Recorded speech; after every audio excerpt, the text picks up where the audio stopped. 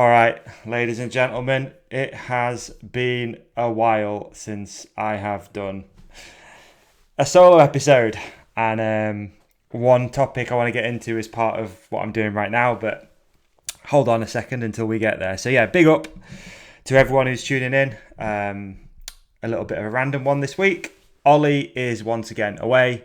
He is travelling, he's in Leger, and we didn't have an episode for this week. And I thought, you know what? I'm going to challenge myself again. I'm going to hit live.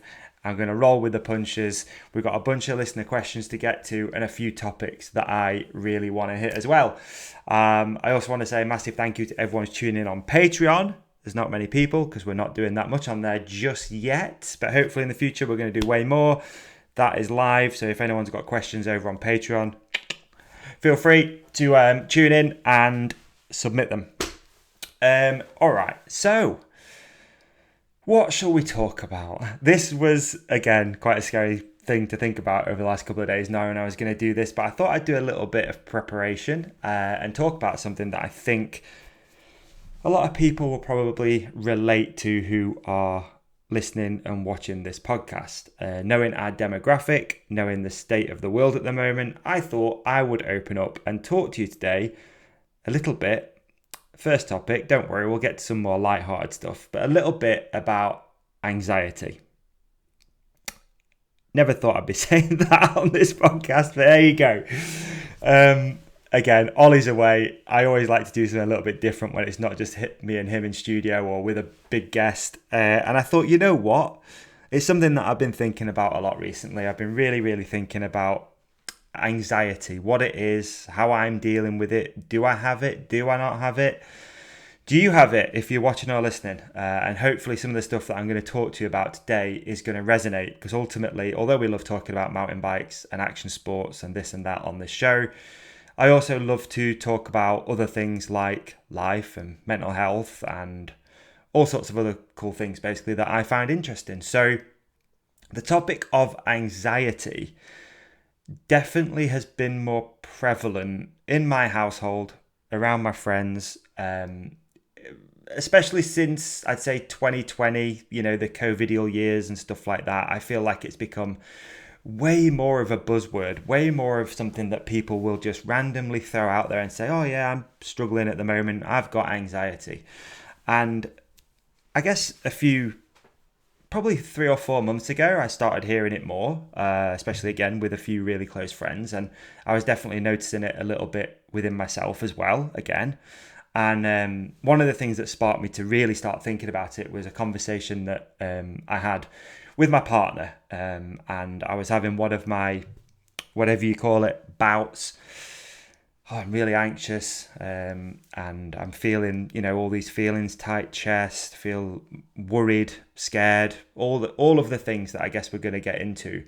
And I said to her, again, just a passing comment, I was like, have I always been like this, or is it just a new thing? And I was kind of expecting her to say, no, it's the last few years really that you've got a little bit worse, but the answer surprised me. She said, no, you've always been like this.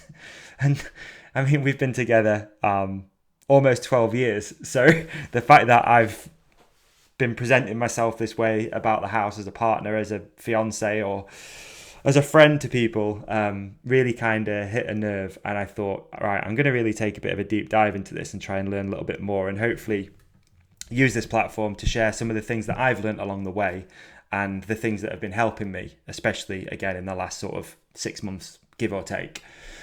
So, and I also, I guess I have got some notes here I'm going to keep checking back to, because I thought I've done actually quite a lot of prep for this. But I think not a lot of people have the time to dig into this stuff. And if you're anything like me, a lot of these conversations that you might hear or listen to or start learning about come from things like podcasts. And oftentimes they come from podcasts where you don't expect that they're going to talk about it. So here we are at the Ride Companion, doing a bit of a deep dive into this.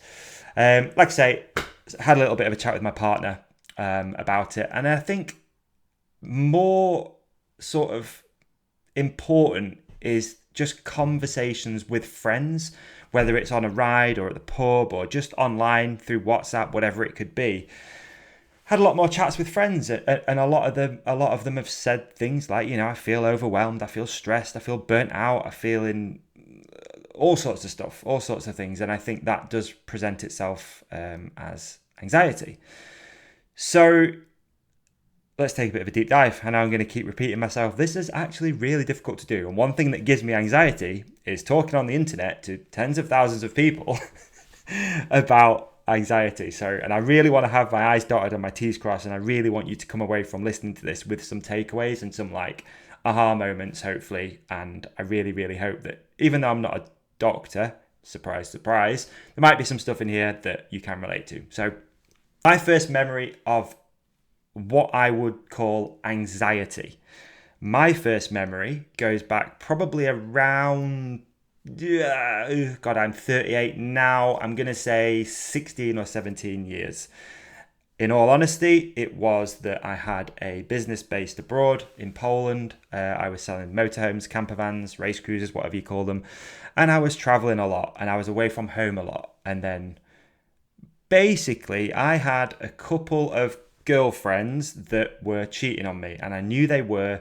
And that feeling of being away from home, knowing something is happening behind your back, I can only describe that as anxiety. It would make my legs twitch. It would make me feel short of breath. It was a deep burning sensation in my chest. My brain was going a million miles an hour. I was thinking about, I need to get home. I need to call this person. I need to sort this problem.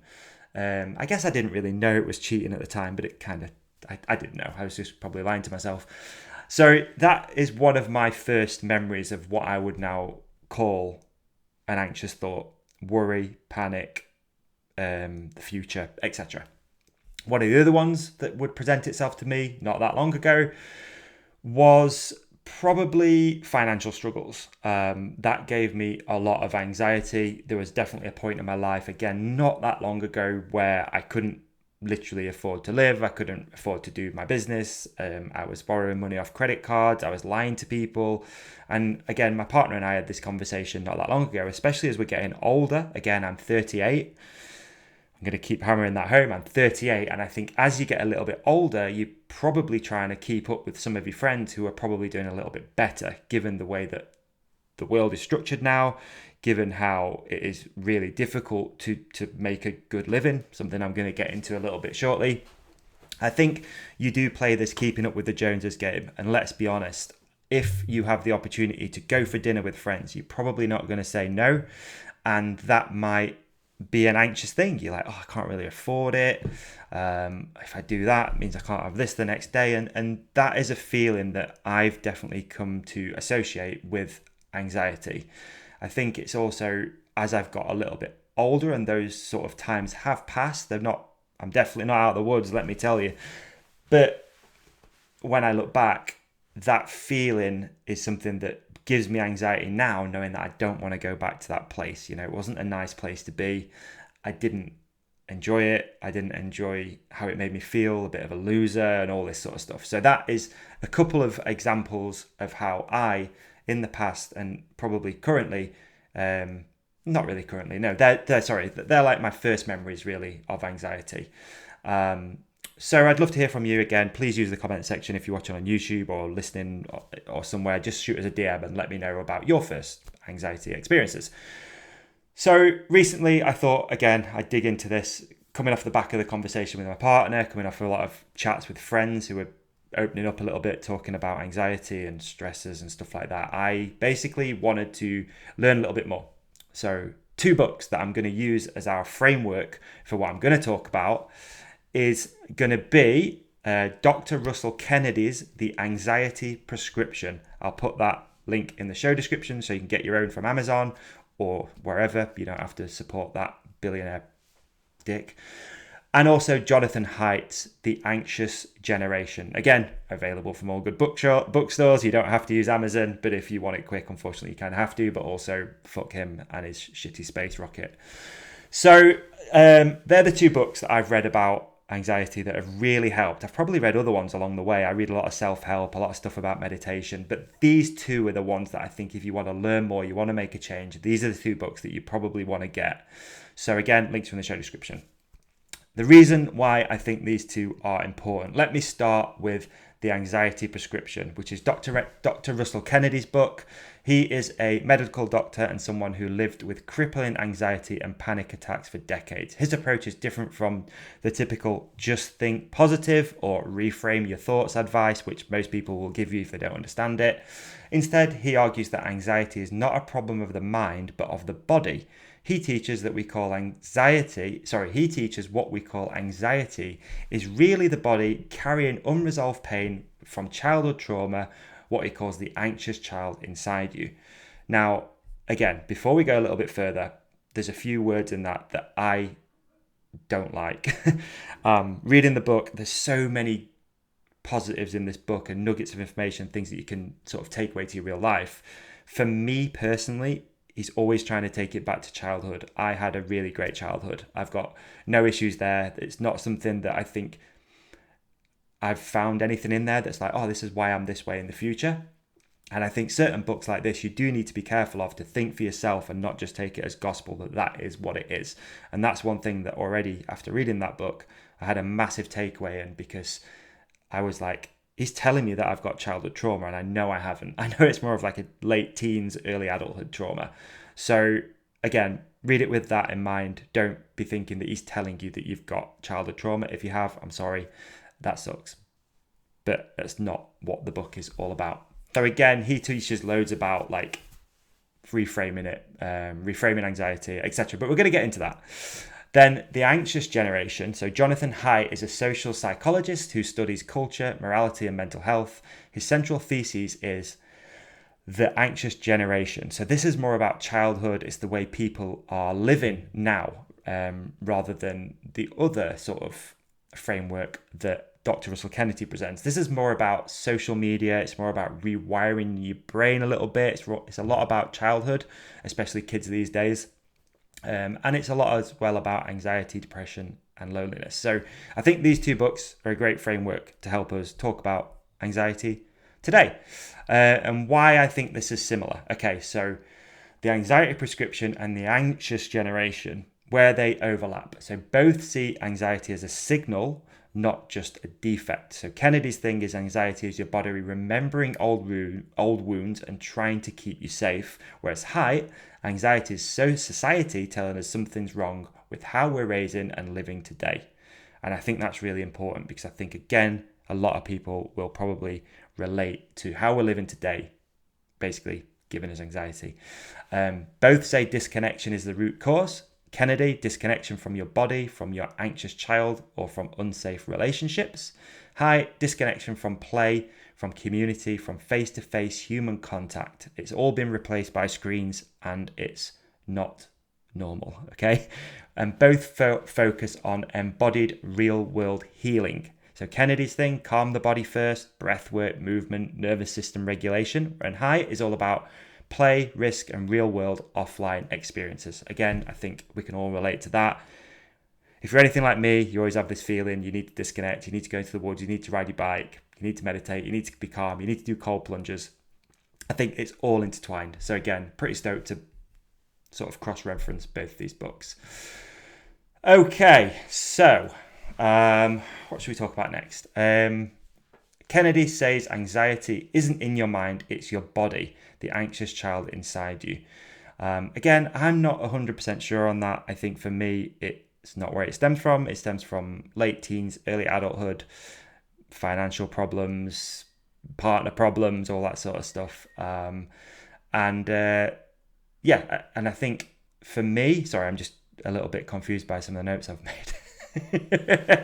So where anxiety comes from, this is from Kennedy's lens. So I wanted to use this to prompt myself about moments now of feeling sort of anxious, basically. So for me, it comes racing heart, tight chest, racing thoughts, avoidance, irritability. And his little teaching nugget is obviously anxiety equals the body remembering old wounds and trying to protect you. Okay, right, okay, so why listeners probably feel it too. This is through Haidt's lens, and I think this is going to be hopefully really important to talk about. I don't think it's just me. We're all anxious for different reasons. So there's definitely been a massive rise in anxiety because of phones, social media, loss of outdoor play and community. And also, I think a massive takeaway from what he's saying about play and outdoor community and get away from social media is, I think for me, I used to use mountain biking, and I still do use mountain biking as my way of getting rid of anxiety. You know, you're like, okay, I need to go for a bike ride. It's going to make me feel better. But that's kind of now mixed up in, oh, I've seen this guy hit this jump, or I've seen this guy whack this turn, or I need to make sure I film it. And for me, I know that's not the same for everybody, but I definitely sometimes need to be like, hey, if I'm going to go for a ride, I need to get a clip, I need to get a bike photo and stuff like that. So I think it's quite interesting to think that what we used to use as our getaway when we didn't have phones and social media and all that sort of stuff has now become almost part of that. And I know that's not for everybody. I'm just trying to relate this back to myself a little bit because I'm going on a journey with you. And also, you know, it's like FOMO, isn't it? You know, you're online, you're scrolling, you're seeing all this stuff, and you're like, I should be in Morsing, I should be in Leger, I should be riding Whistler Bike Park. Oh my God, A-Line looks sick. All I've got is some crappy trails outside my house. And we're all anxious about it, I think. We're all caught up in that, and not just biking, but everything else that's on the internet, and that gives you this comparison. And, you know, comparison is the thief of joy. Okay, so I'm just going to go back to my notes a little bit. I'm really sorry, but I've made loads of notes and I've become a little bit confused by them.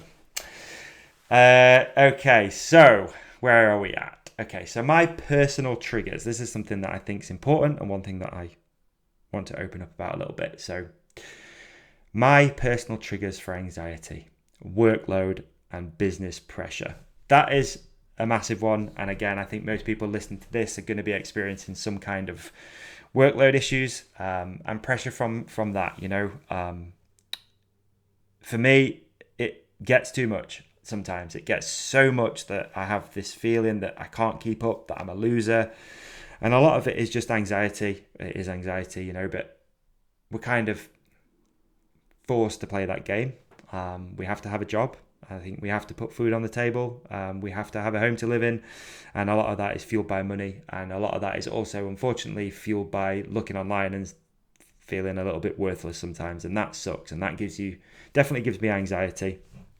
I really do struggle, to be honest, with the pressure of running a business. I've had a bit of a realization recently that this is probably a little bit morbid, but it definitely feels in the current climate that whether you've got a business or you're employed, the game's kind of rigged. You're not really set up to win. They're going to make it, as I said, I hate when people do that, but it's going to be made as hard as possible for you to be successful. And I feel like a lot of anxiety for me comes from I'm working so hard, doing hours upon hours of work, of planning, of trying to build the team and do all of this stuff. And it still feels like you go 2 steps forward and 1 step back. No, 2 steps forward, 3 steps back. That's more accurate. And I think that leads to a lot of anxiety. You know, it really does. It leads to a lot of feelings of, why am I doing this? Or does this all suck? And is it worth it? And it's just, how can you not be anxious when you're up against that? I think it's really, really hard. I find it really, really difficult to just sometimes just keep going. And I'm very mindful too that what I do for a job is quite unordinary. It's not the norm. Not many people do a podcast. Actually, that's false. A lot of people do a podcast. Not many people have seemingly turned it into a business and a successful, quote unquote, podcast at that. So I'm very mindful of that, and that does come with its pressures. I think especially if I think back to 5 years ago when I was doing this, it seemed like no one really gave a fuck. And the people that did give a fuck were people like you listening to this. But it was really hard to keep going because it was starting to cost more money and it was taking up a lot more time. And I was really pushing water uphill for years of doing this. And I'm definitely not here to, get the trumpet out and none of that shit. But it was really difficult. And there was a lot of anxiety caught up in that. Again, financial pressures and whatnot. And I think if you're doing anything, if you're out there listening to this, you've got a business, you're trying to do anything different, you're trying to start something, it is, I have all the respect in the world for you because it's really difficult. And I definitely romanticize sometimes. I'm like, I could just get a job. I don't know what I'd do. I'm probably not that employable, but I could just go and get a job and let someone else have the pressure of figuring out how wages are going to get paid at the end of the month, and rent and bills and all that sort of stuff. So, and pay your mortgage and your car and all that sort of shit. So I haven't done it. I'm sticking with it that it's better not to, but sometimes for sure that is a major source of anxiety for me. Another one I really want to talk about is time. And this is, again, something I think about a lot. I think as I've got a little bit older, I'm 38. I'm not sure if I've mentioned that yet, but I'm 38. I have this feeling all the time that time is just slipping away. And I'm sure everyone can relate to this feeling that you are all of a sudden in August or September, when I'm recording this, actually, September the 1st, and you think, where did that year just go? And then you go, oh, it's going to be winter soon. And you, I guess anxiety is one of those things that you're constantly thinking about the future and sort of dreading it in a way. Definitely trying to fast forward life to get through that bit is something that I'm really mindful of. And time, especially recently, I think as I'm getting, again, a little bit older, not sure if I mentioned that in 38, but parents are getting older, friends are all going off doing different things. And probably one of my biggest worries and sources of anxiety is that time is just slipping away. And it's a really bad mentality to be in, and one that I'm really trying to work on. But I mean, technically, time is slipping away. So, yeah, that's one that I'm always trying to wrap my head around. Another one would be, again, social media. Social media is so gnarly. Like, it's so good in some ways, but I definitely go through stages of not handling it well. I had some horrible YouTube comments that I read just the other day, which sort of really changed everything for me, to be honest with you. It kind of upset me, but hey, it is what it is. That's being on the internet and putting yourself out there, and very mindful that I'm doing it right now. Just sat talking to myself in a room with a few cameras. So yeah, that's hard to deal with sometimes, but just generally, I think social media, and the more I speak to, again, friends and people who listen to the show, I feel like everyone is struggling with this. Everyone is really struggling with this constant communication, this constant comparing yourself against other people, or seeing other people's highlights. I don't have to go over it again, because I'm guessing if you're listening to this, you are aware of it. You probably, like me, you're very aware of it, but you're finding it really difficult to make a change.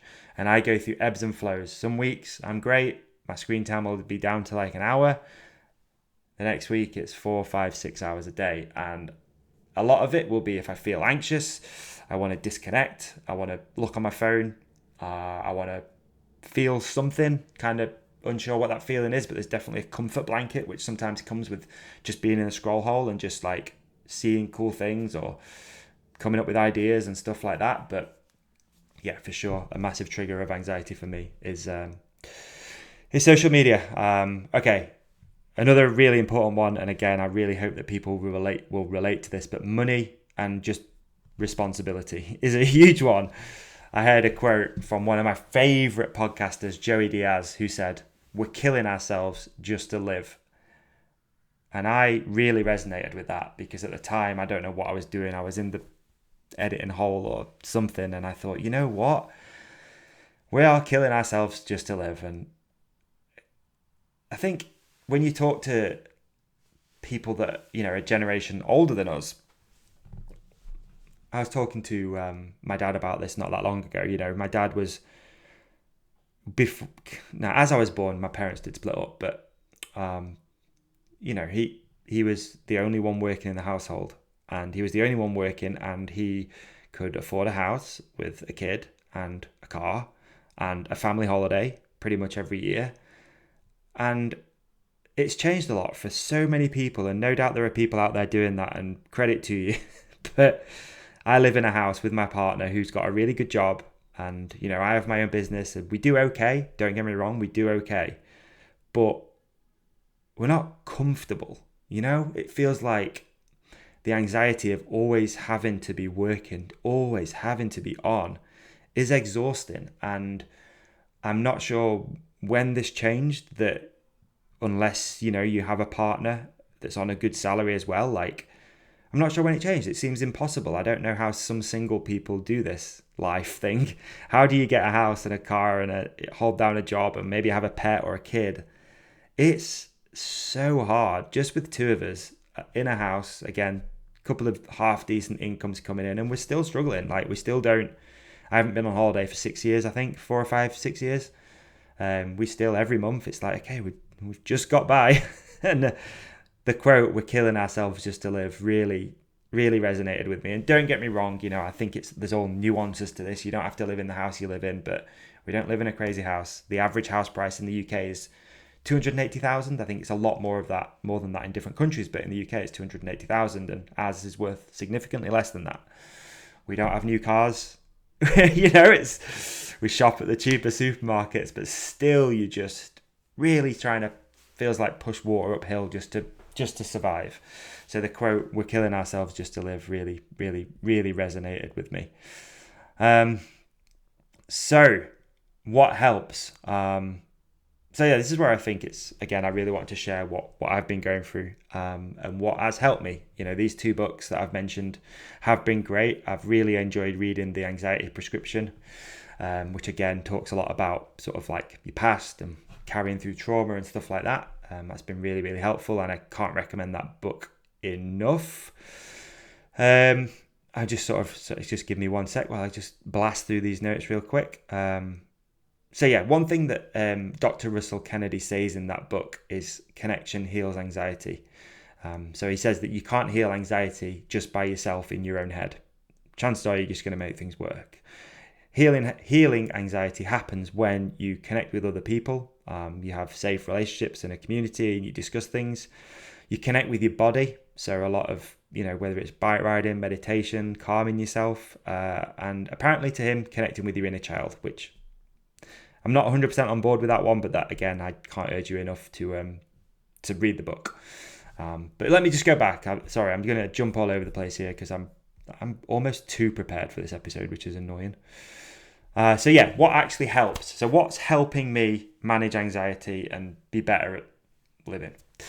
So this is actually what is helping me. So I always think about my mental health and anxiety and just how I present myself in the world as a pendulum. I've done this for years. So I think of this pendulum going back and forth, and when it's in the middle is when I feel really centered, really present, really happy. And then when the pendulum starts to swing, that's when I have to start adding some of these things. I call it my toolbox. It's like, right, start taking tools out of the toolbox because something's not right, and you want to slow that pendulum swing down, because if it starts going, shit gets out of control. So for me, goes without saying, exercise. Okay, there's a few different levels of this. I think just going out for a nice steady bike ride, a run, a walk, or whatever is super helpful. Cannot recommend that enough. But on the extreme side of that, if I'm feeling really anxious, get that feeling, my fingers are hurting, everything's annoying me, I'm irritable, I have to do something really fucking hard. And that will usually be me just thinking of something random, whether it's trying to do the biggest run you've ever done or running up a flight of stairs loads of times. Just something I personally, and I don't think this is going to work for everybody, I need to beat myself up. I need to get in my own head, suffer, feel like shit, hate myself, and usually after that I will feel a little bit better. And I don't think that's for everybody. I got a couple of things. Rucking for me, if you're not aware of rucking, it's basically putting weights in a backpack and going for a big long walk or like a really gentle jog. That will get your heart racing, that will get you questioning life, that will make you feel better, I think. So exercise is definitely a huge one. Breath work, definitely.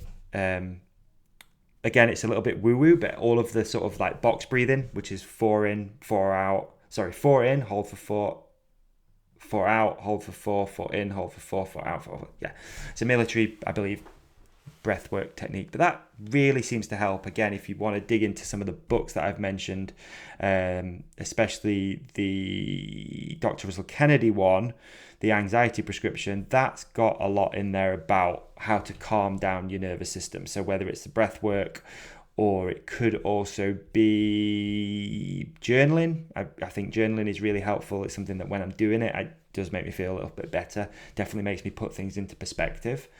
And cold water, I mean, God. Yeah, cold water. I think that is probably my number one. When I feel stressed, anxious, a little bit down, got loser vibes, I'm like, get in the cold, because you can't, your brain has to stop. Your brain has to just chill out a little bit just to exist. So cannot recommend being in the cold enough. So yes, that is definitely big one. Get in the cold or get in the heat, and good sauna is always pretty good as well. Number one though, I say number one, I've said number one for all of these things, you fucking idiot. Talking. I mean, the reason I'm doing this is because my friends have opened up to me about anxiety and feeling overwhelmed and stuff like that. So I think talking, and I dare say that especially since 2020, since the COVIDial times, we've become disconnected. We've become this sort of species that sits at home behind a laptop. And yes, we have conversations with people through video calls and this and that, but hey, it ain't the same. It is not the same. You need to make sure you are speaking to your friends. Can't emphasize that enough. It doesn't need to be anything wild. You don't need to go on a holiday or whatever. A bike ride, sitting in a pub, having a chat, just something that is going to bring you some community. I honestly cannot stress that enough. I think it helps everybody. And it's been amazing to see how this is becoming way more accepted. I think growing up and generations above us, they didn't talk about the feelings. They didn't sit and talk to tens of thousands of people about how they feel. They bottled it up, and thankfully that isn't the norm anymore. People are talking. They're going on bike rides with the friends, walks, runs, whatever it could be, a meal at the pub, and actually saying, hey, like, I feel this way. And you'd be so surprised how many people feel the same way, and will be hopefully have some tips and some good insights and conversation. So yeah, again, talking a little bit about Robert Kennedy's work. So he basically talks about calming the body first. So his sort of whole thesis, like I mentioned at first, is that Dr. Kennedy, is that it is basically, most people try to think the way out of anxiety, but you can't do it that way. You kind of need to, it's not a thought, it's a feeling. And you need to work on that feeling, I think, is basically what I'm trying to get to. Again, these notes are gnarly. I made way too many. Now I can't read them all. So I would pretty much just riff in this whole thing. Okay. Jonathan Haidt's work, again, more offline, embodied activities. So mountain biking should be your antidote. It should be an antidote. It shouldn't feel like you're going out and you need to make clips and do this stuff. It should be an antidote.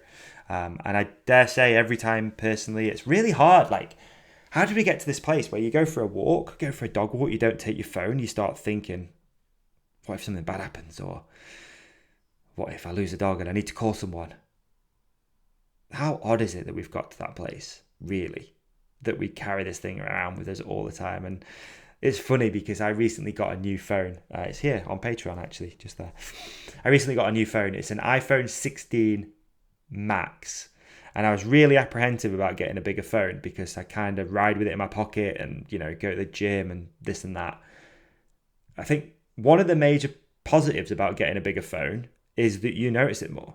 I put it in my shorts and I'm like, oh, it doesn't fit. Kind of got to leave it in my bag. Don't be close to it. I go for a dog walk. I'm like, oh, phone is like half falling out my pocket. I'll just leave it at home.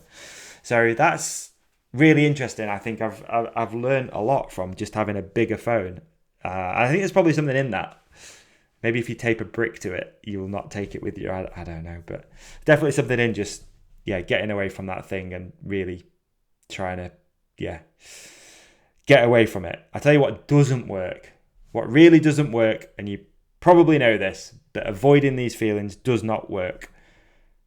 Numbing it and just doom scrolling and just like this toxic positivity that I'm okay and this is how I should be.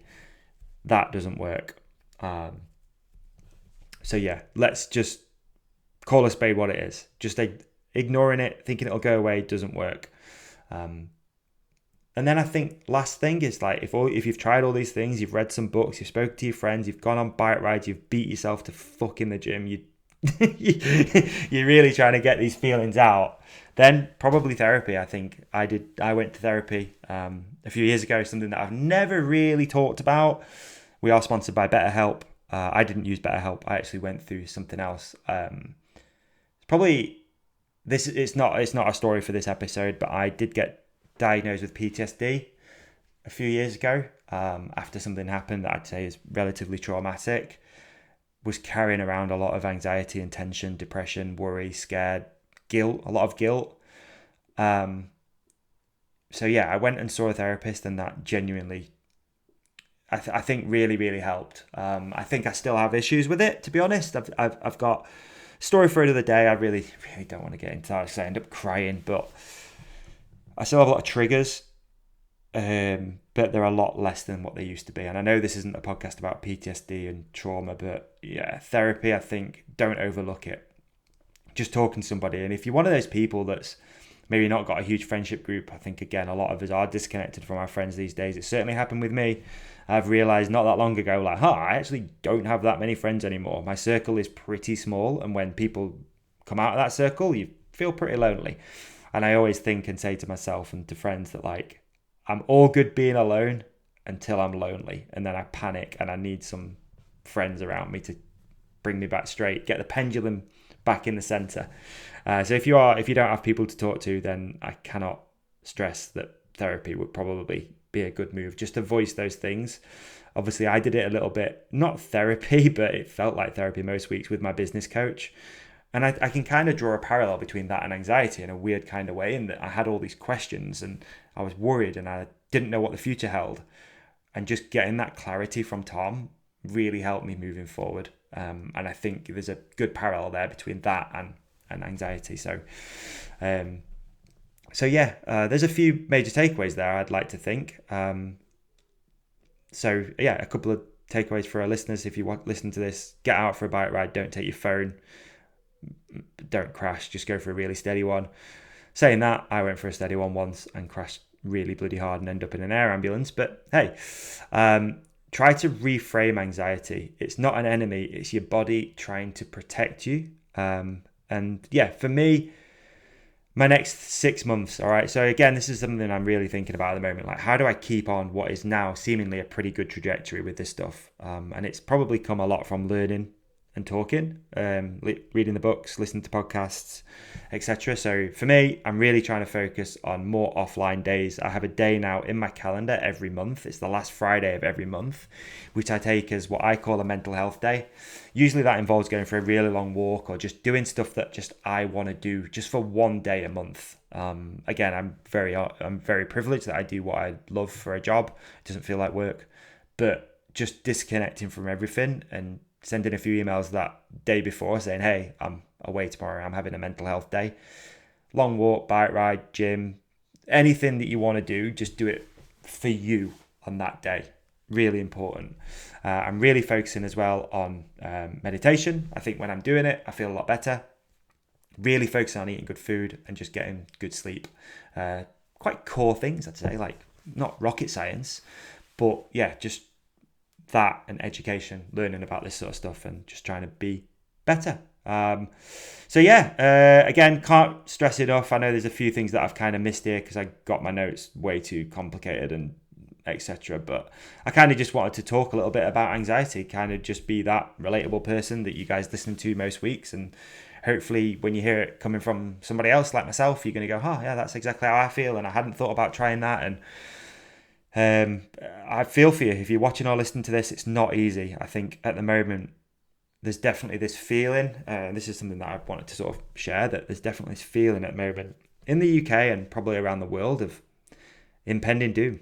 Like, life's expensive. It's hard to make a living. It's hard to just survive. We're killing ourselves just to live. And I don't know what it is. This is like, I've actually been with a couple of friends this past weekend, and each time this topic's come up, that it just feels, there's like this anxiety feeling.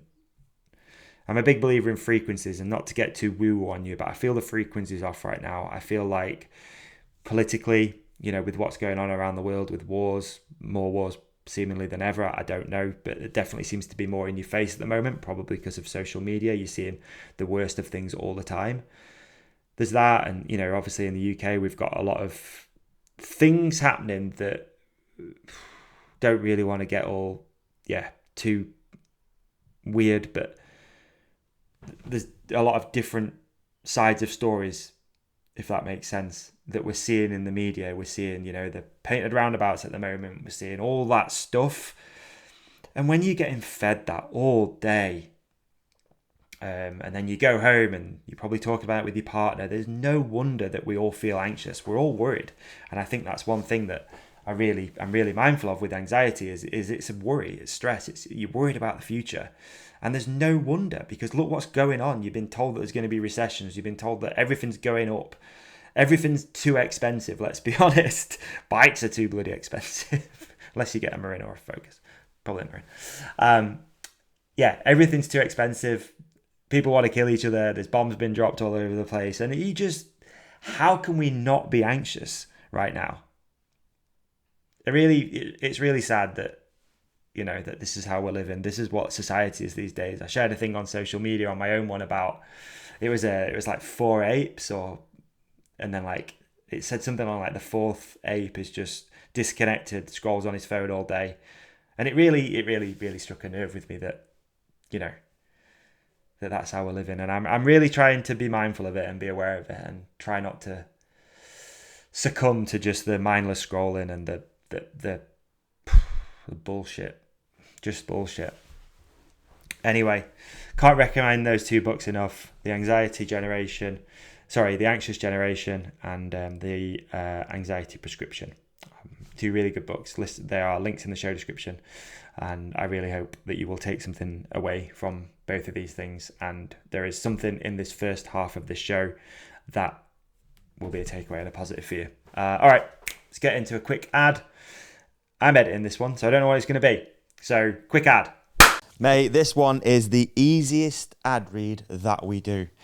We're just going to speak from the heart. WORX have been a sponsor of ours for years, and we've both used the majority of the tools at this point. Absolutely. I've really sort of redone my house with WORX tools. Yeah, I've got a plethora. I bought in mine. Show and tell. This is you what? Sorry, yeah, it's show and tell. Exactly.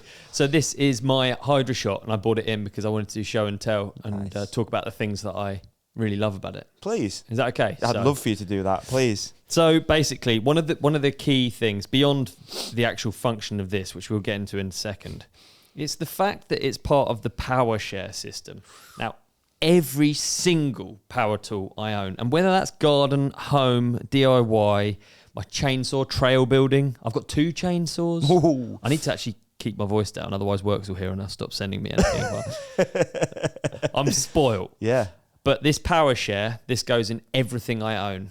So I can't tell you how easy that makes life. Yeah, I've 100%. Always got something charged up. I'm not the most dialed with like having a set up charging area. So it's always good to know that you've always got batteries. Yep.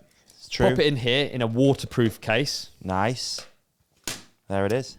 And you're off to the races. Now, this I use attached to my hose. Yep. But previously, I've used it with the hose connection that goes into a water source. So you can do it from a bucket or a river. So you can have it in the back of your van. Yeah. To clean your bike. Yeah. Super handy. Portable, of course. Like I've done that before. I've finished a ride. I've been parked near a water source, whether it's a puddle or even actually taking water in a 25 litre drum. I saw Davey once pressure the blue wash down. I dipped it into my bucket that I'd taken. Yeah. Wash the bike in the back of the van. Dry when you get home. Sometimes I even use my WORX leaf blower. No, you don't. To dry a bike. I don't have a leaf blower. Gangster. I best get on the emails. So I'm cool. going to get a leaf blower on the go. But yeah, love this brand. Love the tools. Super easy.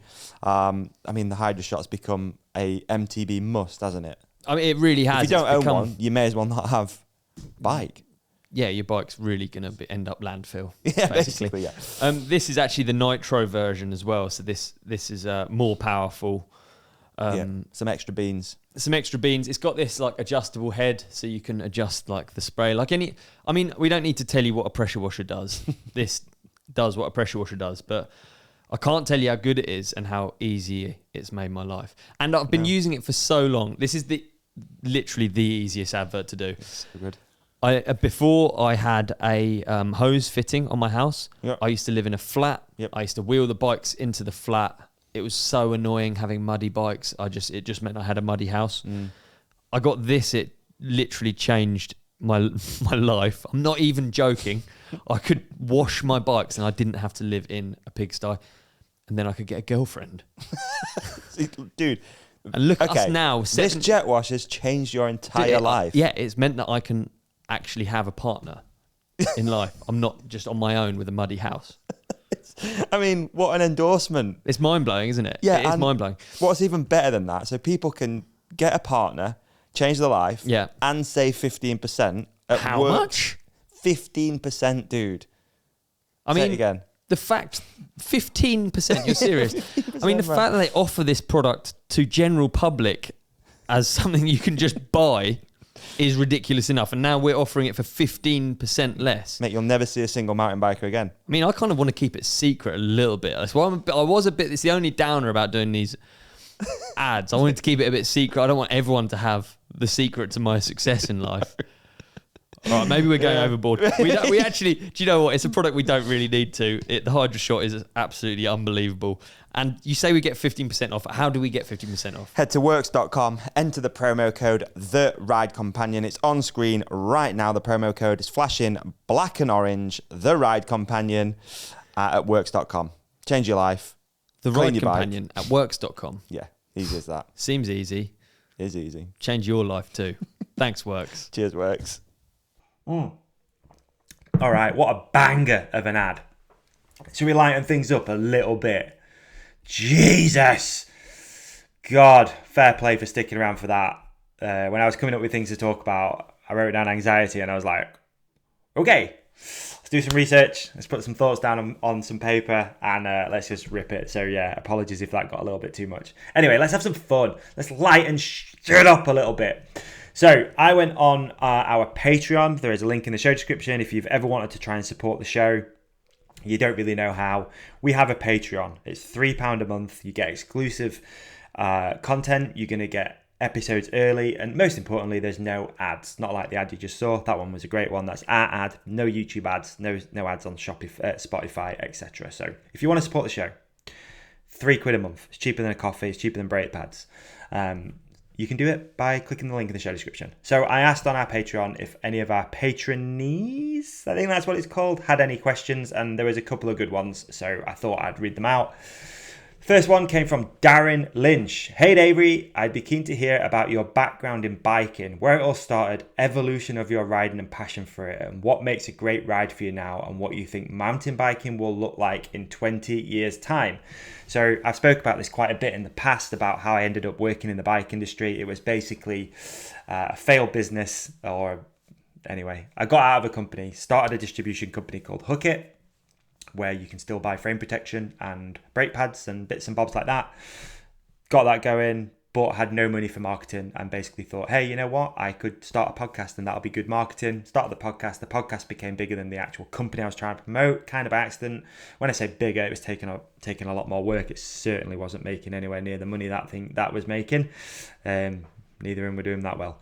And that led me to start a podcast. I guess I've always been around bikes, you know, I grew up racing motocross, and that was kind of my thing. And originally when I started Haidt, I was actually going to be a motocross distribution company, but Census, our brand at the time I was talking to, Census Grips, owned by the one and only Cam Zink, we're going to do a motocross grip. They didn't do it, but they offered us the mountain bike side of the brand, and that's basically how I ended up working in the bike industry. So yeah, it's a long story very short.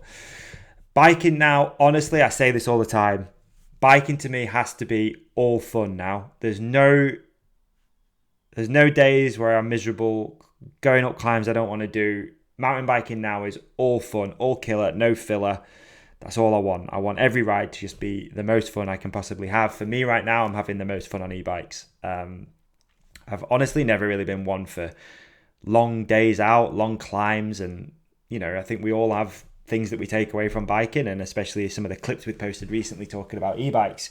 You definitely see two sides of this story, right? You see people that are hyped on those climbs. They don't mind doing 2 or 3 descents in a day if they get to climb up and challenge themselves going up that, and that's amazing. Whatever you enjoy, whatever floats your boat. For me, I want to get up there as quick as humanly possible and do as many descents as humanly possible. So for me, e-biking now, especially where I live here in the Peak District, it feels like everything's uphill. So I've been riding the regular bike a little bit. I recently got a new Marin Rift Zone, which is sick. Insane spec. But again, I was in the local bike shop the other day, and Matt there said, when it comes down to it, which bike are you going to take out? The one that's going to hurt or the one that's going to make you laugh? And sometimes I just take the one that's going to make me laugh, the one that's going to be all fun, get home, not entirely bollocks, my legs aren't falling off, and I can just get on with my day and do other things. So, especially because I'm pretty busy these days, I want a couple of hour ride, the most amount of descent possible, the most amount of fun possible, the least amount of pain possible. And for me right now, that's an e-bike. And that's what I think it looks like in 20 years. I think, especially on some rides I've been on recently with friends, it's been really interesting to watch the story change with a lot of people that were really half in on e-bikes or not in at all. And now they're all just like, yeah, I'm an e-biker. It's way more fun. So it goes without saying, I'm a huge e-bike proponent. And for me, that's what mountain bike looks like in 20 years. Chances are you're going to have bikes that are going to be battery powered, and you have the option, because the batteries will be so lightweight, that you can either have it on or off. And let's say you're bonk and you need to get home, turn that thing on, ride it home. I think that would be amazing if they were that good, that light. So that's what I think it's going to look like. I'm just going to exit off Patreon there. Thank you everyone for checking in. And I'm going to have to use that for some listener questions. So there we go. All right. On Patreon, I also got Explosive Club. Yo, Davey, I just got a brand new bike. I'm taking it out for my first ride soon. What advice would you give when running in a brand new bike? Good question. I've actually not had that many brand new bikes. So as far as running it in, my number one tip actually, obviously do a bolt check, build it, probably have a bike shop build it. Well, I would anyway, because I'm not that good at that stuff. Get someone to go through it properly, make sure everything's how it should be. For me personally, then I just set, if you've got a front and rear suspension bike, everything in the middle, and then go out, ride it, feel it out, tweak it, change it. Okay, you want it a bit slower, a bit faster, you need a bit more air in the shock. So that's what I do. And that is actually what I did on my Rift Zone. When I took that out, I just took an Allen key and I took a shock pump in my pocket, and I just dialed it in a little bit, made it feel a bit more comfortable. I'll be honest, I'm not that good at bike setup stuff. I don't know if it's right or wrong, but if it feels good to you, it's good to you. But yeah, I think that, and then just keep an eye on it as and when you get back. Every now and again, you might buy a bike that's what's called a Friday afternoon bike, and it's been thrown together a bit too quick. So just bolt check. Big bolt check guy. Check bolts, check spokes, check everything is tight, not going to fall off. And I think with the quality of bikes these days, you can't go wrong with a simple bolt check, and just check the spokes. Okay. Here's a question that I actually posed to myself, because it's something that I mull over a lot. And someone asked me this question, a friend of mine, out riding the other day. So this is the question. What is it like riding with pros? And I think I'm a good person to answer this question. The reason is because I grew up riding with people that were good at biking, but not professional. I've then got into the sport, went riding with a lot of shops. Again, they get a bit better, they ride a lot, pretty good. You get up to a certain pace following them and you think, yeah, I'm doing all right at this. I remember my first, and we're going to use Mr. Ollie Wilkins here as an example, all right? I remember my first couple of rides with Ollie, being kind of blown away at how unbelievably fast he is. Again, you add in someone like Brendan and Ollie, it's a nightmare. It's hard to even attempt to keep up.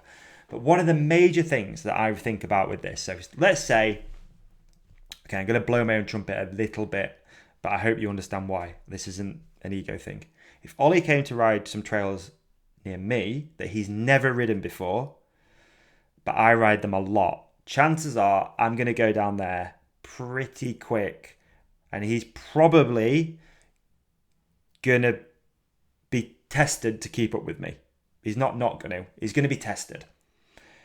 Now, the major difference between riding with me, who's ridden those trails a lot and has got up to a certain speed, is Ollie will get there really quick. And that is the major thing that I always take away whenever I ride with him, or any pro rider that we have on the podcast who we end up going riding with, is the ability to ride things and be super confident really quick. I remember I didn't actually ride with Dan Wolf, but Ollie talked quite a lot about riding with Dan Wolf because he's an enduro rider. He was good at riding blind, and I think that's where that level is. So you can get yourself to be on your local trails. You can be like, yo, I am whacking corners, I'm scrubbing speed, I am fucking hauling. And then you see a pro go down there at the same sort of speed first run. And that is, to me, the major difference that I take away when I ride with certain people. And I remember actually trying to follow Ollie down a bike park in Germany, and it was really eye-opening. It was his first run, my first run, and I was like, right, I'll try and sort of stick with him. But people like Ollie and riders of that caliber have this ability to be super confident on features that they've never seen, but I guess they've done it so many times, similar things, that they know how to ride them. So for me, it'll take me 5 or 6, 7 runs usually to get up to a certain good speed down a trail, whereas someone like Ollie or a Brendan, or insert other name, I'm using those two because I probably ride with them most and they're really bloody good, they're at that speed first run. So yeah, especially the enduro guys. I remember Iago talking about that, how, one run, he's pretty much up to speed. And I think that's the major difference between a sort of like fast amateur, me, and a pro. Ollie, Brendan, Dan Wolf, Iago, Ella Connolly, all those sort of people. It's that ability to be super confident after a first pedal stroke. But yeah, I think about that all the time. I often think like, hey, if Ollie followed me down this trail, I think he'd probably struggle, but he'd only struggle once. The second run, I'd be like, whoa, that's how you do it. So yeah, that's something I've been thinking about a little bit. I thought I'd give you guys some insight. Oh, I also went to Tyne Ride over the weekend. So Tyne Ride, Billy Bolt's event in Newcastle upon Tyne. On the quayside, beautiful location, beautiful weather. I don't know if you guys have seen that, listening or watching to this, but basically they build a hard enduro motorcycle course by the water, Newcastle town centre, head-to-head racing. Billy Bolt is the man behind it. Red Bull event, insane, vibes are high, commentator, music, action. Oh, it was sick. It was so sick. And again, that was a major takeaway. You watch something like that, you see Billy Bolt speed. He's powering into things, hopping things other people weren't, wheeling over stuff that other people weren't. And then you've got other riders who were just fucking killing it just to get through this course. It was so hard. But yeah, shout out Red Bull for doing that. And thank you for the invite. It was an amazing day. I really appreciate it. And I'm hyped to finally have got up there to see Billy's event and what he's created, because really good, really impressive, Billy Bolt. Well done. Very, very impressive. Hell of an operation. So yeah, I did that at the weekend, which was really fun. So let's have a look what else we got. Okay, should we go to some Instagram ones? I saw a few questions come through on Instagram. So yeah, thank you if you've submitted those. Let's just do a few list of questions. Hopefully it's a little bit more light-hearted than me talking about bloody anxiety. And then we'll go from there, shall we? Then we'll wrap this thing up, and hopefully we got ourselves a nice little episode. Okay, listener questions. What we got? Okay. We have got... God, there's quite a lot. Adam Berry. Is TRC Hotlines ever going to make a comeback? That was fun. So we had if you didn't listen then, throughout lockdown companion, we had a phone number which we gave out the WhatsApp for and asked people to submit voice notes, and then we played them, and then Ollie and I would respond to them. I'm not sure we could do it now, but it was fun. We had some good ones. Lewis Craik, where's Ollie? Ollie is in Leger. We are again, a major source of my anxiety sometimes is scheduling. So we are all over the place at the moment. Ollie's in Leger, our little team, Doug and Naomi, are also in Leger working. I didn't go. Then Ollie comes back for like one day this coming Friday, where we are recording with Blake Samson. Then he's gone again. And then I don't know what we're going to do the week after. So yeah, fucking bring on winter, because it does get a bit easier in winter. This last few months, we have been all over the place. I've been driving down to Surrey, where we record, about 4 hours away, recording episodes, literally, and then driving straight home. So yeah, if anyone has any ideas on how to move a studio up to Sheffield and then take it back down really quickly, would be really good. I probably need to try and figure out a nice studio. So the plan here, if you're watching on YouTube, this is my little office at home, and I'm going to make this way better. I've been saying that since I moved here nearly 2 years ago, but getting a sofa behind, I really want one of those OMHU, like, boneless sofas, but they're 1,200 quid and I can't afford it. So I'm going to get something like that behind there, get some nice lighting, and just make this a bit of a home studio so we can do things like this a bit more often. You probably don't want it more often, but you're probably going to get it. Leave me alone. Be cool to get a segment on epic rides, distance riding, and adventure riding. Yeah, it would, wouldn't it? I think I've done my adventure riding for a bit. I did the, what was it, Transpennine? No, Pennine Way? I don't know, one of them. Transpennine Trail, I think it was called, across the UK. And that was on a gravel bike, and it was fun. I enjoyed it, but, you know, it's not for me. Really, if I'm honest, which is, you know, I've actually got, I can't talk about it, but I've actually got a bike similar to that I'm going to be doing some videos for my friends at Marin. So keep them tuned, because there is actually some adventure stuff coming. So as much as I took the piss out of your question, leave me alone at the start, there's actually some stuff coming that I think you might enjoy. So hold on to your hats and glasses, leave me alone, and we will do it. Ginger Shack, crisps on a sandwich, which is best? All right, crisps on a sandwich. You know what I used to love doing? I used to love cheese and onion crisps with actual cheese and onion and mayonnaise. So you get your cheese and onion crisps, you get your cheese, Wensleydale, something nice like that, or a Cathedral.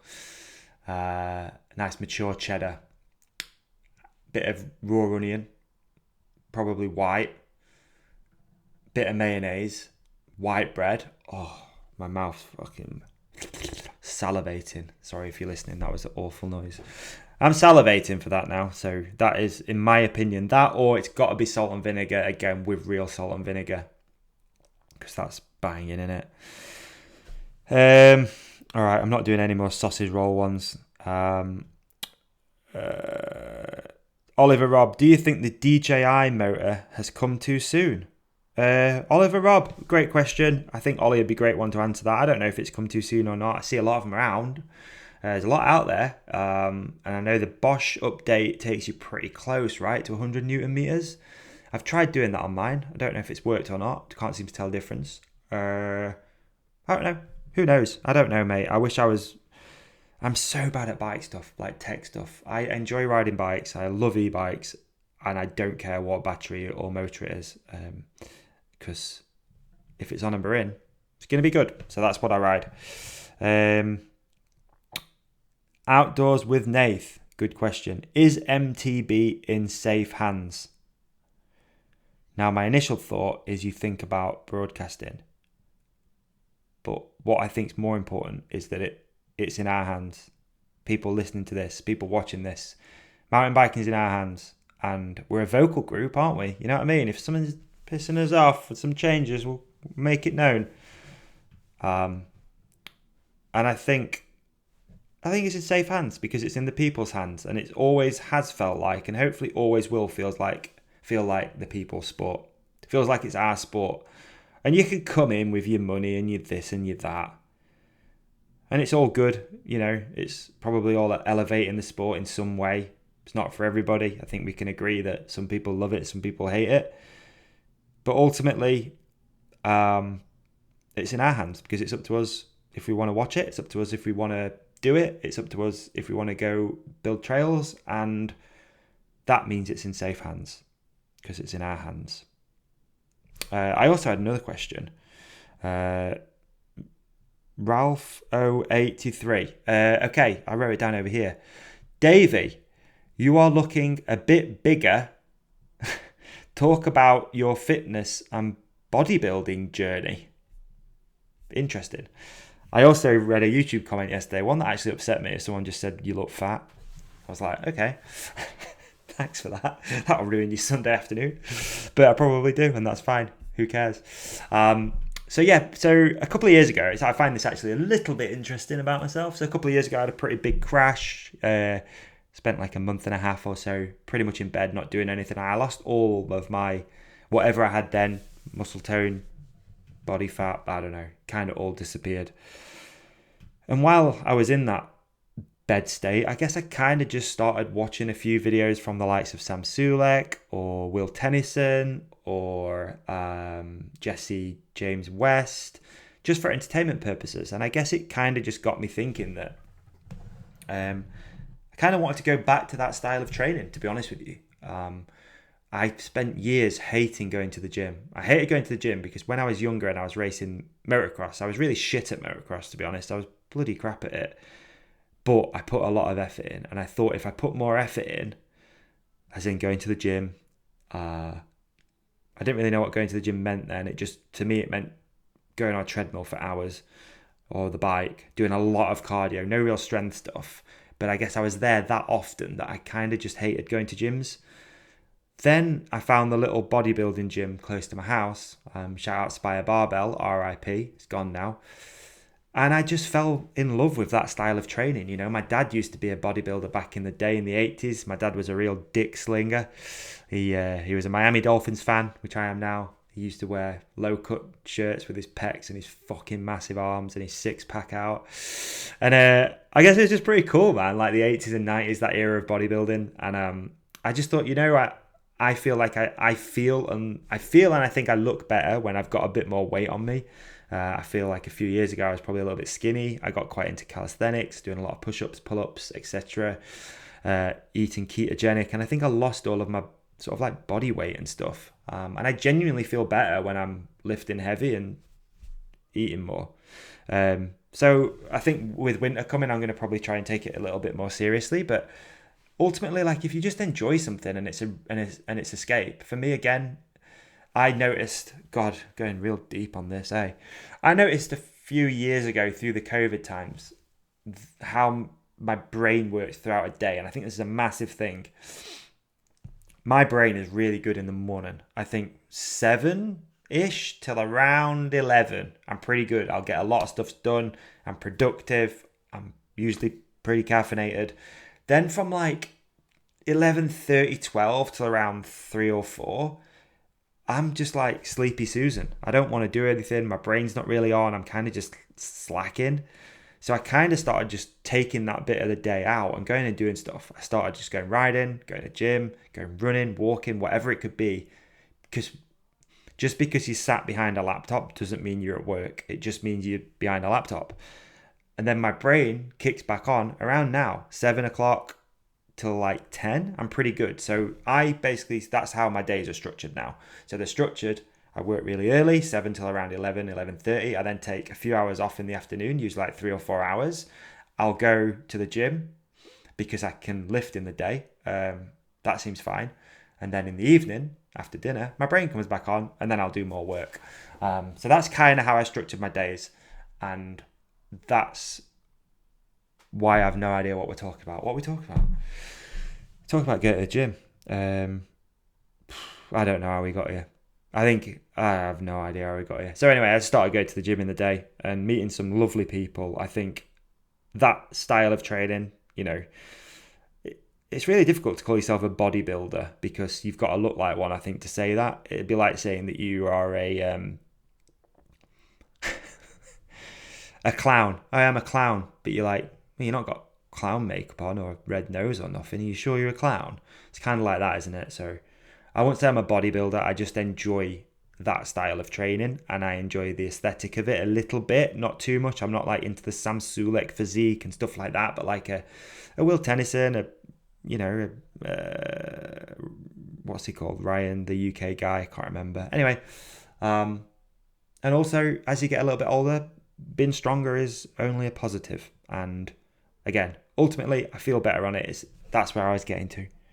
It's good for my anxiety. That's what I was getting to.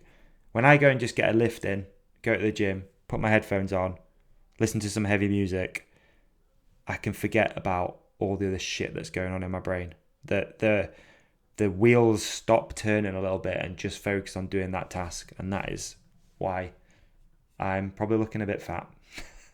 All right, I also wrote down talk about any music, books or podcasts that I've been listening to. So music, I went to see Hilltop Hoods live in Manchester the other day. It was one of the best gigs I've ever been to. I've been a Hilltop Hoods fan since I was really young. I can't remember what edit they were on, what film, sorry. Was it New World Disorder 2 or 3? Nosebleed section. Loved them ever since. Been a fan, listened to all the new albums.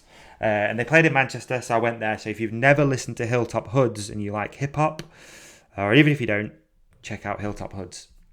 I'm currently reading a book called Lonesome Dove.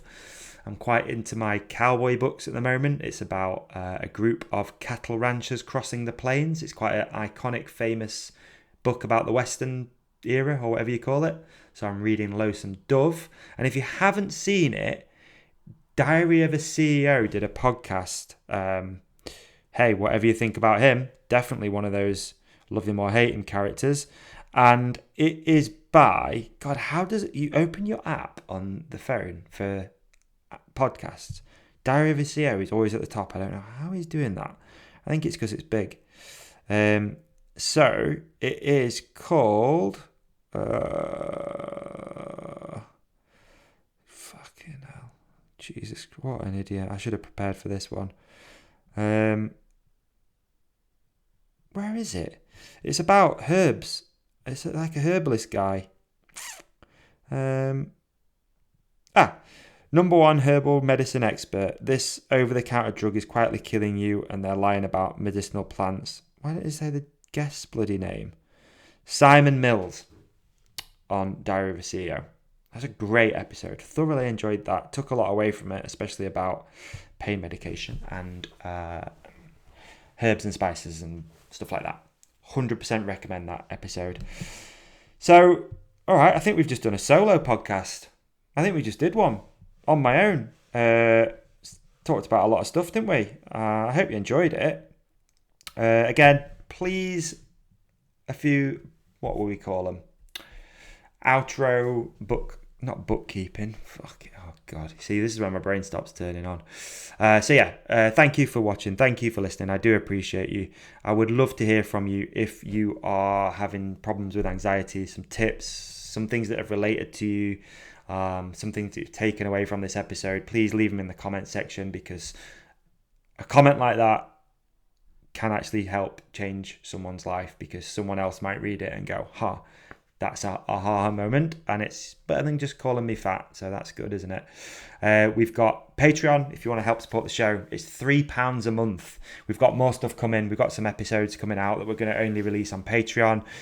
We got stuff planned. Again, we've been really busy since launching Patreon, but we've been using the last few months as a bit of a trial just to see how it works. Again, I was live on Patreon doing this. There's a few people in there, so thank you very much. If you want to support the show and you don't really know how, it's £3 a month. It's the cheapest we can possibly make it. £3. You can do that. There's a link in the show description. We got some new merch. Of course, we've got new merch. Companion tees. I did have mine here with me. I was going to show you, but I've put it somewhere. Companion tees alive. Nice, understated. Ollie designed it. It's got embroidery, quite premium feeling. It's got a bit of screen printing, embroidery. It's got the nice little tag on the hem and the bottom. A nice blue logo on the back. It's pretty pimp, to be honest with you. I'm quite stoked on it. And of course, if you want to play fantasy, we've got the Race Companion World Champs is coming up pretty soon. You can play race fantasy over on the racecompanion.com. Massive shout out to all of the sponsors and people and everyone who makes this thing what it is. The companionship is real, and I do not take this for granted. I cannot stress enough how much I enjoy doing this job and how thankful I am that amazing people like you watch and listen to this. I don't say that enough, so thank you. Really, really, really means a lot. And if you're feeling anxious today, remember it's not a weakness, all right? It's your body waving a flag saying, I need you to take care of me. So whatever you do, listen to that voice. Take care of yourself. Go for a bike ride. December 13th, Christmas ride at Bike Park Wales. More details coming soon. That's it, and that's that. Peace and love. Okay. Okay. Hey, man, what an episode that was. You did amazing in it. And so did you. You shone like a star. You shone like a moon. Can we also put something up here that you can click on for the next episode? How about we put a subscribe up there in the middle? Yeah, I love We're going to put a video we think that our lovely companionship will love on your face. On my face? Yeah. So And they on can't see me now? Gone. And on my face, another video that we think people will love. And thank you for watching. Thank you for listening. Please hit like and subscribe. You guys are the best. Peace and love.